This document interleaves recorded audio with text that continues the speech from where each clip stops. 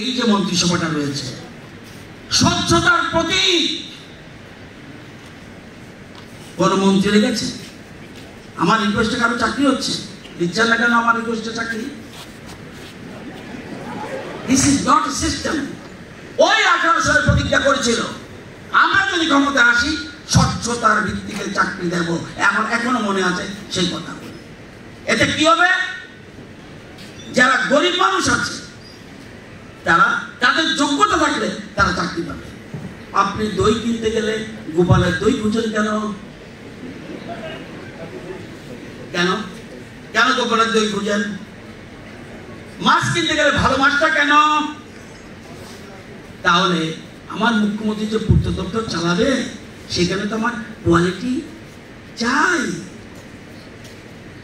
আজকে আমার এখানে একটা কোর্ট বিল্ডিং হয়েছে, দিল্লি থেকে প্রধানমন্ত্রী সহ সবাই টুইট করেছে, আমাদের ইঞ্জিনিয়াররা বানিয়ে দিয়েছে। বলছি এত সুন্দর বিল্ডিং ত্রিপুরার ইঞ্জিনিয়াররা বানাতে পারে, এটা আমাদের কাছে বিরাট গর্বের বিষয়। এখন নতুন নতুন চিন্তাধারা, ইনোভেটিভ আইডিয়া আপনাদের মাথা থেকে আসবে।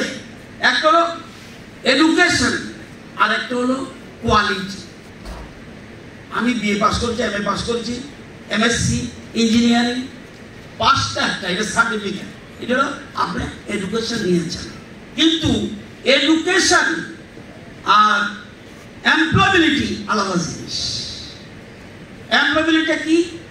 আমি বিএ পাস করেছি, এমএ পাস করেছি, ঠিক আছে, আপনি জানবেন টেট পরীক্ষা যখন আমাদের সর্বপ্রথম নেওয়া হয় কতজন পাস করেছিল? হাজার হাজার স্টুডেন্ট পরীক্ষা দিয়েছিল, 0.40, মানে 100 জনের মধ্যে একজনও পাস করেনি। এবার আমাদের সরকার এডুকেশন কোয়ালিটি এডুকেশন স্টার্ট করলো, টেট টিচার নেওয়া শুরু করলো।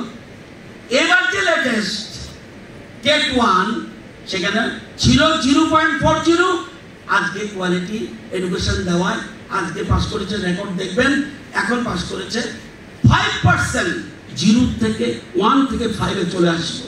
এবং টেট 2 আগে ছিল 1.60, এখন হয়ে গেছে 6.something। সবাই বুঝে গেছে যে কোয়ালিটি আজকে আমাদের মানে প্রধানমন্ত্রী দেশের দায়িত্ব নেওয়ার আগে এমপ্লয়াবিলিটি রেট কি ছিল? 33%, এখন কত? 54%। এখন তো আমি তো আপনাদের মতো এত শিক্ষিত নই, গুগলটা টিপ দিলে তো ধরা পড়ে যাবো যে কি করতেছে। এটা বাস্তব সত্য। কারা কারা দিদিমণিরা যারা ইঞ্জিনিয়ার হচ্ছে আপনাদের একটু হাত উড়াতো, যারা মহিলা ইঞ্জিনিয়ার কারা? কজন? হ্যাঁ, ইউ সি সিএম সাহেব, দেখি কারা কারা মেয়ে ইঞ্জিনিয়ার। অনেক বছর আগে ইঞ্জিনিয়ার খুঁজে পাইছেন, চিফ ইঞ্জিনিয়ার সাহেব পাইছেন, আজকে ইঞ্জিনিয়ার কেন আসছে? কোয়ালিটি জানে। এই গভর্নমেন্টে যদি আমি কোয়ালিটি মেনটেন করতে পারি, আমি যদি সঠিক পরীক্ষা দিতে পারি, স্কিল ডেভেলপড। এই জন্যই কেন কেন হয়েছে?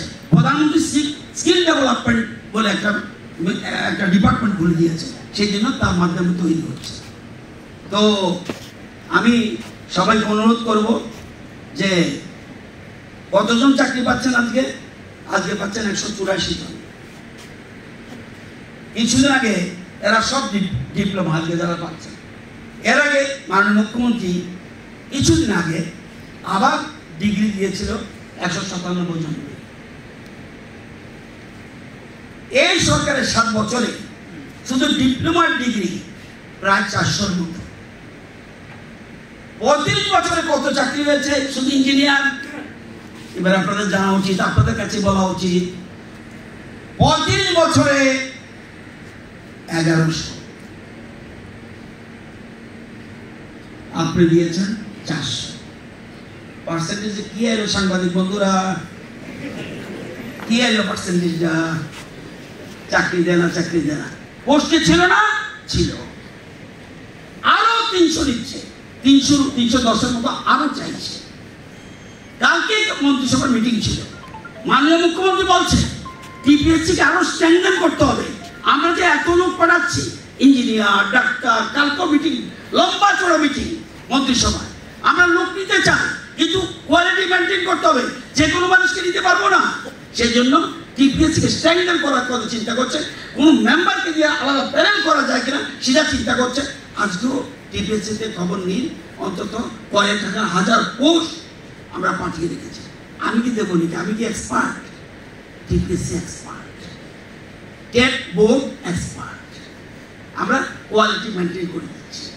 তো আমাদের অনুরোধ থাকবে, যেটা আমাদের মাননীয় মুখ্যমন্ত্রী বেশি যাচ্ছি না, আমি আবার কথা বলতে আরম্ভ করলে আবার কথা শেষ করতে পারি না, এটা আমার একটা মুশকিল হয়ে যায়। তো আপনারা এক্সপার্ট বলেই তো, আমাদের রাজ্যের এক্সপার্ট ইঞ্জিনিয়াররা বলেই তো গ্রামের বাড়ি বাড়ি জল গেছে, গেছেনি নাকি? ভুল। কত পার্সেন্ট ছিল আগে? কত? 3%। আর আমাদের ইঞ্জিনিয়াররা কত পার্সেন্ট পৌঁছেছে 7 বছরে? 84%। এটা আমাদের দেশের মধ্যে রেকর্ড ইন্ডিয়া। কারা করছে? ইঞ্জিনিয়াররা। জাতীয় সড়ক কত ছিল? 99 কিলোমিটার। আগে কুমারঘাট গেলে নাইট হল্ট করতে হতো, গন্ডাতুইশা গেলে নাইট হল্ট করতে হতো, কাঞ্চনপুর গেলে নাইট হল্ট করতে হতো, কারণ আসার কোনো ব্যবস্থা ছিল না। আজকে আমরা গন্ডাতুইশাতে প্রোগ্রাম করি, কুমারঘাট প্রোগ্রাম করি, আবার আগরতলা এসে প্রোগ্রাম করি। আজকে জাতীয় সড়ক 9টা, মাত্র 99 কিলোমিটার ছিল। আজকে 7 বছরে কোথায় চলে গেছে? প্রায় 400 কিলোমিটার মতো। হ্যাঁ,